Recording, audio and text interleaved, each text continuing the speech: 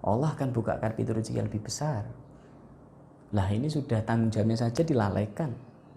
Justru Allah akan membuntu rezeki atau menutup rezeki itu. Kalau ini sama-sama dilakukan, akan indah rumah tangga itu. Ya, Assalamualaikum warahmatullahi wabarakatuh. Salam berkah untuk kita semua. Kembali dengan saya, Kang Mas Ruhan.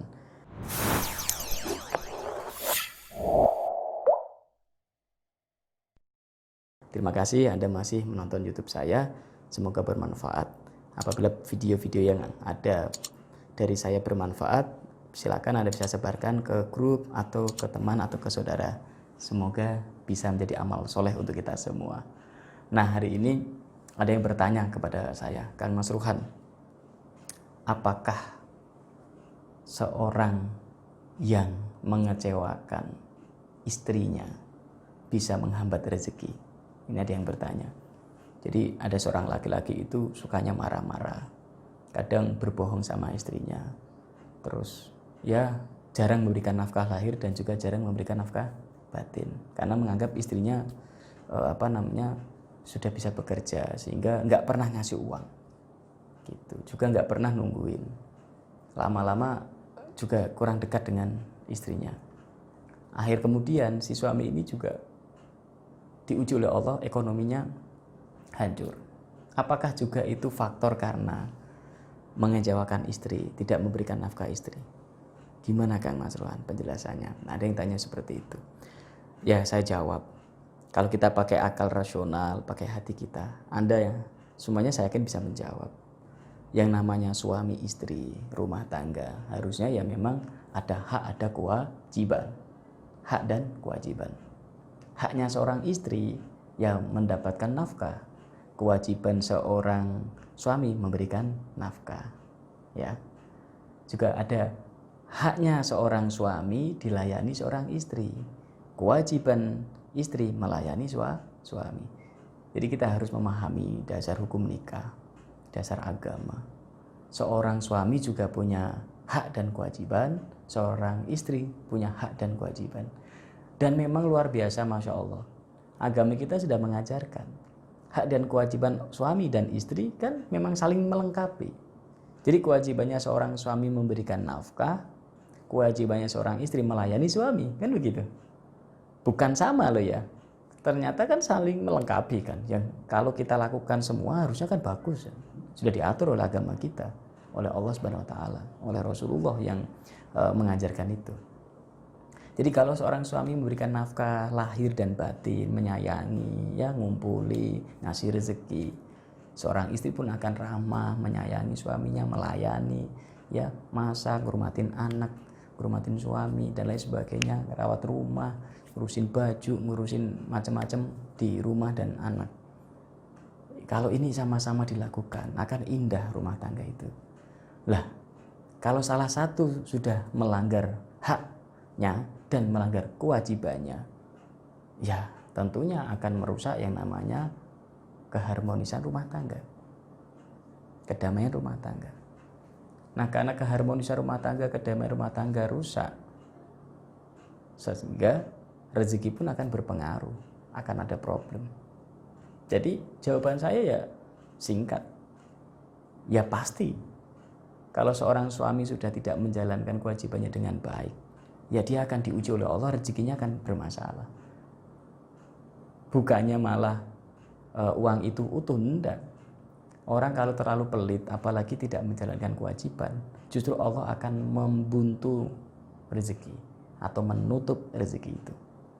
Kalau orang banyak amal, banyak sedekah, apalagi melaksanakan kewajiban, istrinya dikasih nafkah, anaknya disenengin, orang tuanya dikasih nafkah, mertuanya dikasih nafkah. Ya, anak yatim piatu dikasih nafkah, guru-gurunya dikasih nafkah, para kiai dikasih nafkah, para hafid dikasih nafkah, ya, orang-orang berilmu dikasih nafkah, orang jompo, fakir, miskin, saudara terdekat dikasih rezeki, dikasih sedekahnya, bagian dari nafkahnya. Allah akan bukakan pintu rezeki yang lebih besar. Lah ini sudah tanggung jawabnya saja dilalaikan.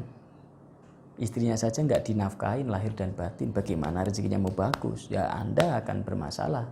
Bukan hanya soal rezeki, susah hidupnya, tidak bahagia, ya, akan banyak problem yang harus Anda lewati. Karena apa? Karena Anda meninggalkan kewajiban yang harusnya dilakukan. Makanya ayo para suami, ya, juga para istri, diingat bahwa ada hak dan kewajiban. Lakukan kewajibannya masing-masing.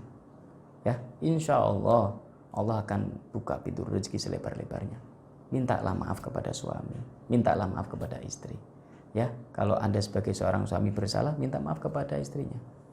Kalau Anda sebagai seorang istri bermasalah atau bersalah kepada suami, minta maaflah. Jadi nggak usah malu. Ya, minta maaf itu adalah solusi terbaik. Seorang suami minta maaf kepada istri, seorang istri minta maaf kepada suami. Dan setelah itu perbaiki. Ya, berjanji untuk diri sendiri bahwa akan memperbaiki. Yaitu melakukan kewajibannya, yaitu melakukan haknya. Ya. Jadi haknya pasangan diberikan dan Anda menjalankan kewajiban. Baik nafkah dohir maupun nafkah batiniah. Jadi itu jawaban saya. Monggo, ayo kita sama-sama mengingatkan diri kita masing-masing bahwa rezeki ini milik Allah, hidup kita milik Allah. Ya, inna sholati wa nusuki wa mahyaya wa mamati lillahirabbil alamin. Jadi nggak usah iman-iman soal harta, karena harta ini milik Allah kok. Kita kembalikan kepada Allah Subhanahu wa Ta'ala. Ya dengan cara apa? Ya dengan cara menjalankan kewajiban kita masing-masing. Ya, kalau kewajiban kita sudah lakukan, baru sunnah-sunnahnya. Jadi kewajibannya dulu, sunnahnya belakangan nggak masalah. Karena kewajiban inilah yang harus kita dahulukan. Jadi kalau kewajibannya sudah dipenuhi, dilakukan, baru sunnah-sunnahnya. Jangan kebalik. Terkadang kita kebalik, sunnahnya dulu, kewajibannya nggak tahu belakangan. Jangan.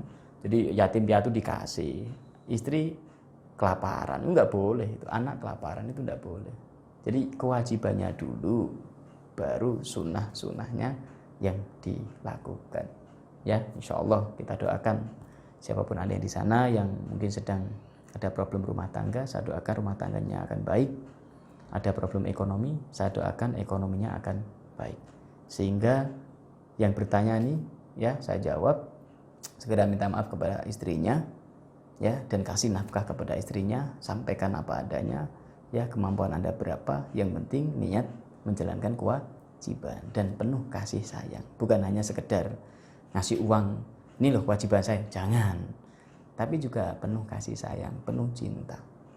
Ya, penuh cinta dan kasih sayang. Jadi kewajibannya dilakukan tapi juga penuh cinta dan kasih sayang. Kenapa? Kalau Anda bisa penuh cinta dan kasih sayang, maka tumbuhnya akan ikhlas dan keikhlasan. Itu. Semoga bermanfaat. Dari saya Kang Mas Rohan. Assalamualaikum warahmatullahi wabarakatuh.